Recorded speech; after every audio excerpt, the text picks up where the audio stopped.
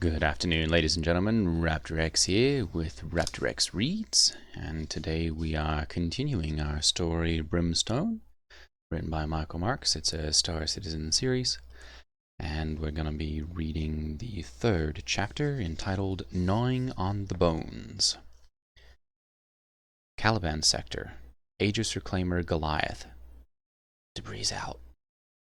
Tank's voice, just a whisper on the comm, was clear in the still, frigid air. My breath fogged in the dark cabin as I watched the pieces of wreckage drift away from the ship. I made out the silhouette of a turbofan engine, a burned-out APU, a cryogenic tank, those just a handful of the couple dozen hunks of scrap the tank shoved out the forward airlock. The trick was hardly original. Wily submarine captains back in World War II would eject anything that floats, oil, cushions, even dead bodies, out through torpedo tubes in an effort to appear dead in the water. There's no water out here in deep space, but the Caliban ring was long on wreckage, more than anyone could scan all at once. It was the biggest hide-and-seek field in the galaxy. Until you knew what might be lurking in the shadows, it was better to look like just another gutted hulk drifting through the black. Doing so meant freezing your ass off in damn near full shutdown. Engines, lights all off, even life support at bare minimum. By design, tiny random signatures emanated from some of the scrap we set adrift. Things like intermittent arcs and radio static that added to the haze of electromagnetic white noise permeating deep space. From solar winds to distant broadcasts and gravitic anomalies, there's more sensor blurring shit than you might imagine in the middle of nothing. For the last 90 minutes, Goliath had tumbled a crawling, end-over-end course that I hoped would look happenstance when it was anything but. Pulling off a dead-stick drift to a precise point in space, especially through a lot of floating wreckage, took skill, planning, and a bucket full of balls. As beefy as Goliath was, getting crunched between a couple of stadium-sized hulls would kill you just as dead as enemy lasers. Stretching almost 160 meters from nose to stern, this Aegis Reclaimer was every bit the behemoth her name implied, an industrial-grade beast that towered over a normal collection of vehicles. But the ships that formed the Caliban ring were anything but normal. The war that raged here back in '71 was a slugfest that left an armada of dead capital ships in a sea of lesser vessels, corvettes, frigates, and fighters. A tangled web of human and vandal bodies and technology. Out here, Goliath could well be just another overstuffed coffin that long ago cooled to ambient temperature. That was the plan, anyway. Salvagers, people like me, had been coming out to the ring for years, picking at the bones of these dead leviathans. Yeah, you could argue we serve an important role cleaning up messes and recycling materials to make shiny new stuff. But the harsh truth is that we're really a bunch of adrenaline-fueled gambling addicts, treasure hunters looking to find the next holy grail floating out here in the black. The next run, we tell ourselves, is gonna be the big one. That dream is our crack cocaine. Polite society, people not like me, frown on pillaging the ring. Most of them view the endless stretch of corpse-littered wrecks as some sort of giant graveyard, sanctified by the thousands of lives snuffed out in that horrific dance of laser beams and missile trails. That's a noble thought, the kind of tear-inducing sentiment you find on a Hallmark card. Sadly, it's a bunch of baloney. Not one of the crusty corpsicles floating wide-eyed in the cold can do a damn thing with the wealth of metal around them. The ghosts of this place won't rest any easier if I turn around and go home, and they sure as hell wouldn't pay my bills when I got there. A good reactor core, on the other hand. That was the real trick of making money in this business. Struct is your basic scrap, structural hull beams rich with stuff like chromium and titanium alloys. That's what ships are made of, and it can be harvested in abundance out here. Decent value to weight ratio, but it takes hard work and puts a hell of a lot of expensive wear and tear on the grinders in Goliath's belly that chew 40mm I-beams into storable scrap. If you were willing to spend some EVA time with a plasma torch in hand, you could scour the war-hammered wrecks and cherry-pick things like undamaged graphene armor plates. Specialty items like weapons and armor, especially ones you can't buy on the civilian market, pull big bucks from mechanics who service the merc and pirate communities. For the really stout-hearted salvers, digging deeper into a wreck might produce all sorts of treasure. A crate of latinum bars, maybe, or an undamaged arc reactor. You might tumble to a memory core that still holds information long thought lost. We're talking scrap of an altogether different nature, but it could prove invaluable to the right customer, or to that customer's biggest competitor. Admittedly, it could also get you killed, but every job has its downsides. For a lot of salvers, the payoff for a cargo hold jammed full of struct didn't balance up against the risks of farming the ring.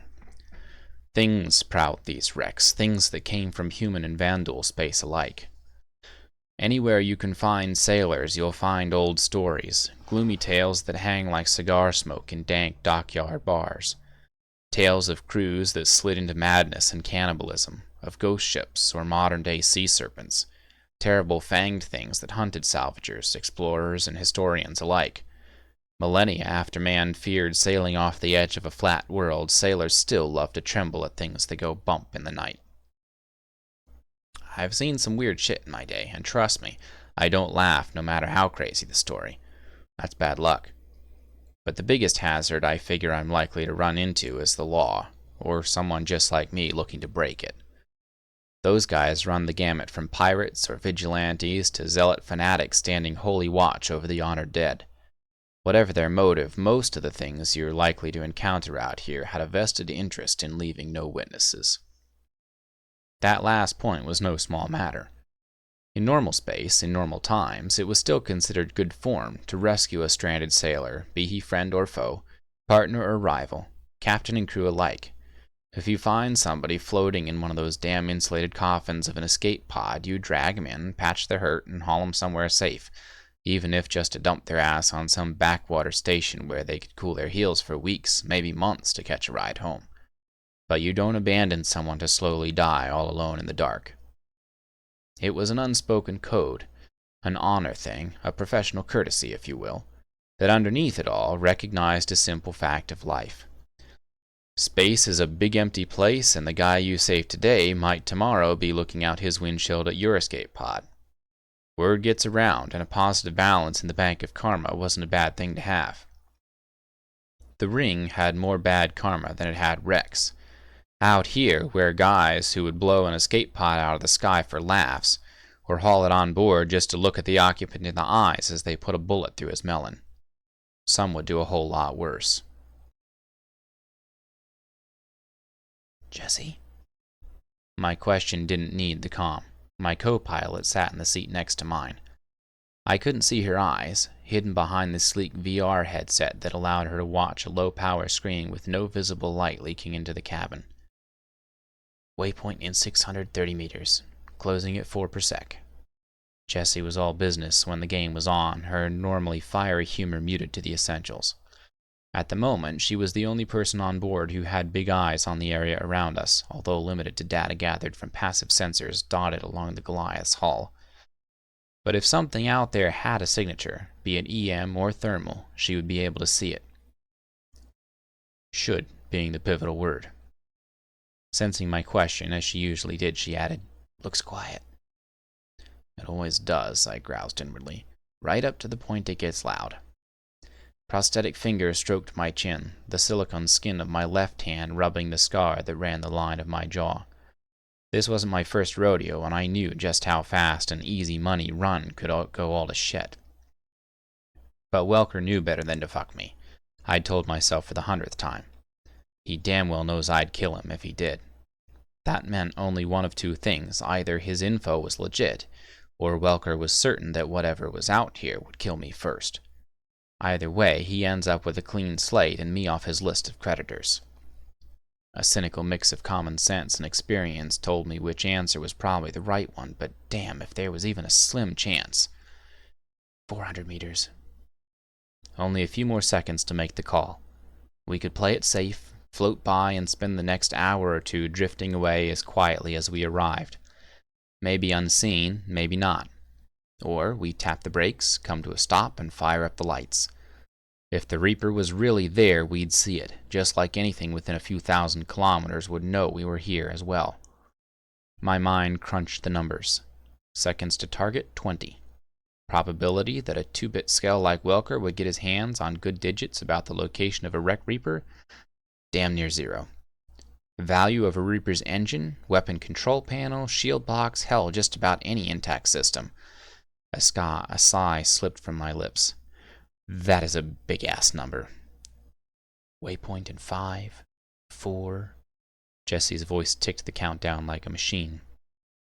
My eyes swept the darkness. Nothing outside but twisted hulls drifting against the black of night. 3, 2... No guts, no glory. I leaned forward in my chair and said, "I'll stop." Half a dozen thrusters around Goliath's hull flared to life. Our lazy tumble shuddered to a halt, and the jets just as quickly shut off. Maybe 2 seconds at the most, so quick you might miss it if you blinked. But things hiding in the dark didn't blink. If it's out there, I thought, we just sent a flare. No point in being cagey now. Light her up! Rows of external floodlights blazed to life, along with our engines and internal systems. At this point, we needed to be operational as quickly as possible. Air, stale but comparatively warm, belched out at the overhead vents. The screens in front of me flickered, pixels resolving into data and imagery that scrolled at a feverish pace. My gaze fell on one display where a blue incremented ring labeled SHIELD built one glowing brick at a time. Some 2,000 meters off our nose, the white light splashed across the side of a gutted Bengal. My right hand, the one made of meat and bone instead of carbon fiber and Flexinol, swung a gimbaled spotlight from left to right. The carrier's outer hull was pockmarked with countless holes burned into armor plate. One of her hangar bays gaped like an open clamshell, onion layers of I-beam and metal skin peeled back by a massive internal explosion. In the darkness within, I could see the chewed-up remains of Avengers plastered along the hangar walls. A slow whistle slid across my lips. The old girl had taken one hell of a beating before giving up the ghost. It was what I didn't see that worried me. The ass end of a Reaper. According to Welker's story, some drug cartel mule running a Hull C full of Hex had to play duck and cover when another vessel passed within sensor range. The mule hunkered up against the belly of a dead Bengal, they said, a Bengal at this location. That's when they supposedly saw the wing. Angular sawtooth profile, 40, maybe 50 meters in length. Definitely Vanduul, but way too big to be a scythe. The alien ship looked to have pancaked into the Bengal's hull, fucked its nose all to hell in the process, but the ass end, the engine's end, was unbroken. Like most drug-dealing scum who stumble into more dumb luck than they deserve, the mule ostensibly made it back unscathed, its crew drawn like moths to whatever skell bar they called home. There, one guy tells another guy until the story falls into the lap of a crudball like Welker, who owes me big. He figures a lead like this might square his tab. A grimace tugged at my face. There were 30 ways the story reeked of bullshit. But what if? I took another glance at the screen. Our shield was pushing up across 40%. Safety said wait, but time was short and ticking fast. I needed to put eyes on the Bengal's belly. Down 90. Thrusters along the top of our hull blazed and Goliath sank, spotlights wheeling up to smear white ovals across the massive carrier's ruptured gut. My eyes scoured the expanse of gray steel, trying to pick out anything, even the hint of anything that looked remotely Vanduul. But there was no wing, no angular fuselage. I knew Welker had fucked us even before I saw the cutlass. The gray-black ship spun up fast, racks of ambush capacitors flushing life-giving power into her systems in the blink of an eye. She wouldn't have shields for a few moments. There's a limit to what can be done to shove those power hogs any faster. Tiny by comparison, she'd certainly be up-armored and overgunned, something kinetic that didn't need a lot of juice to fire. True to stereotype, she came out blazing. No monologue, no demands. These guys were pros. Their gunner was as accurate as he was decisive. The heavy twin turret perched on the cutlass spine belched a jagged line of shells across the face of our ship. Raufoss rounds by the flash of impact, armor-piercing, incendiary, mil-spec. Rounds like that can chew through the hull of a frigate, but Goliath wasn't some factory-grade reclaimer. I shoved the stick to one side, slewing our nose off the cutlass line of fire. We were tough, but we weren't invulnerable. The cutlass slid to hold its point of aim, and a white starburst splayed across the front window.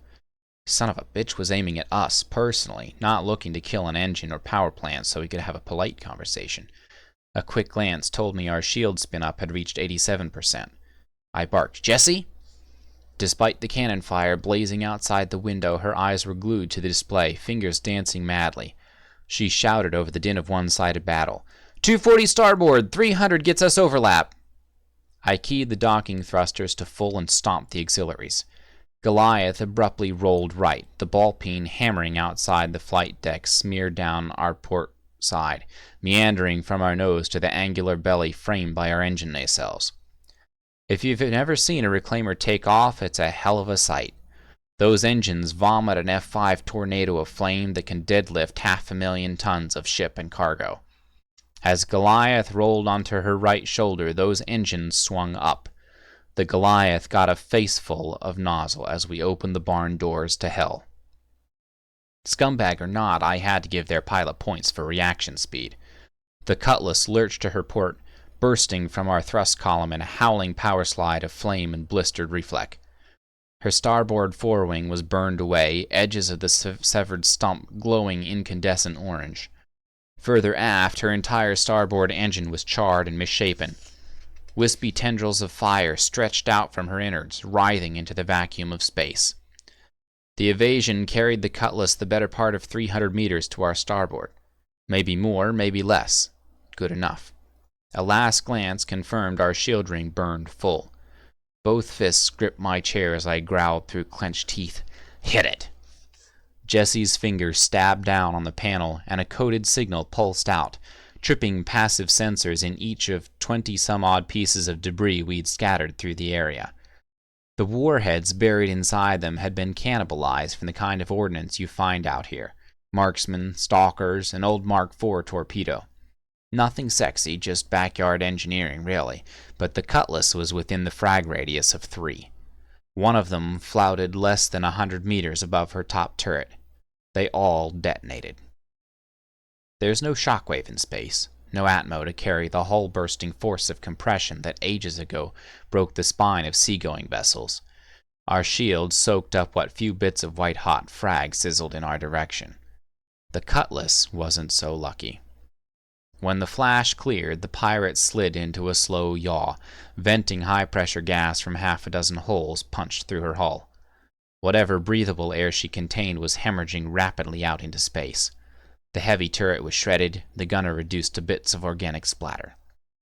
I looked through our scarred window and zoomed in on the pilot, his cockpit thick with smoke. He yanked frantically at a blaze-yellow seat handle that refused to budge. Judging from the blood spray inside the canopy, whatever punched through the ejector must have caught a piece of him as well. Goliath edged forward, coming almost nose to nose as spiderweb fractures fanned across the pirate's canopy. With a busted ejector, the man inside didn't have much time. With a whine of hydraulics, Goliath reached out with her huge metal arm. The pilot and I stared at each other across the airless gap, both of us knowing that I could grab his entire ship and bring it safely into our hold. That's what civilized people did. But we both knew that was never going to happen. Karma cuts both ways. Goliath's massive fist closed, and his cockpit crumpled in a cloud of vapor and shattered plexi. And that's the end of that chapter. Alright everyone, thank you for watching. Again, if you've enjoyed this reading so far, go ahead and hit that like and subscribe button. And I will see you all in the next episode. Take care everyone. Ta-ta.